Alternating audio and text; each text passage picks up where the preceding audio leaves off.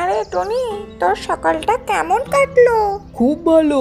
আমি আজ সকালে নদীর ধারে গিয়ে সুন্দর ফুল দেখেছি। আর তোর কি খবর? খবর ভালো, কিন্তু আমার একটা বড় দুশ্চিন্তা হয়েছে। দুশ্চিন্তা? কি হয়েছে বল তো। জানিস, আমার গায়ের রং এত সুন্দর, কিন্তু কেউ আমাকে প্রশংসা করে না। সবাই তোকে নিয়ে মাতামাতি করে। আরে এটা তুইও করিস।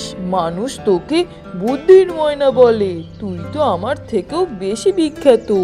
হ্যাঁ, সেটা ঠিক, কিন্তু জানিস, বিখ্যাত হলে খেতে একটু বেশি মজার কিছু পাওয়া উচিত।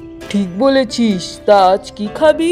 আমি ভাবছিলাম গ্রামের লোকেরা যেখানেই ভাত শুকাতে দেয় সেখান থেকে একটু চুরি করে খাই। আরে এটা যদি কেউ দেখে ফেলে তখন তো ধরা খাবি। ধরা খাবো কেন?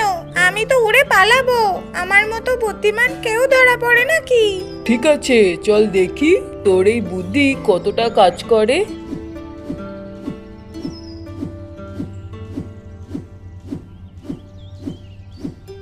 এই তো দেখ, এখানে মজার ভাত শুকোচ্ছে, আমি খেতে যাচ্ছি। সাবধান ময়না, গ্রামের লোকেরা তোর মতো চালাক পাখি ধরার ফাঁদ পেতে রেখেছে। চিন্তা করিস না, আমার বুদ্ধি ফাঁদও ফাঁকি দিতে পারে।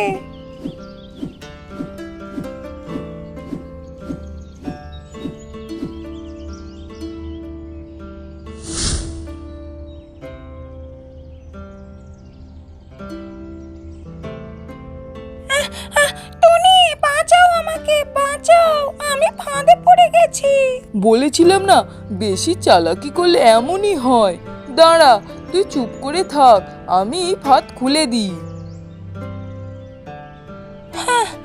ধন্যবাদ টনি, তুমি সত্যি আমার আসল বন্ধু।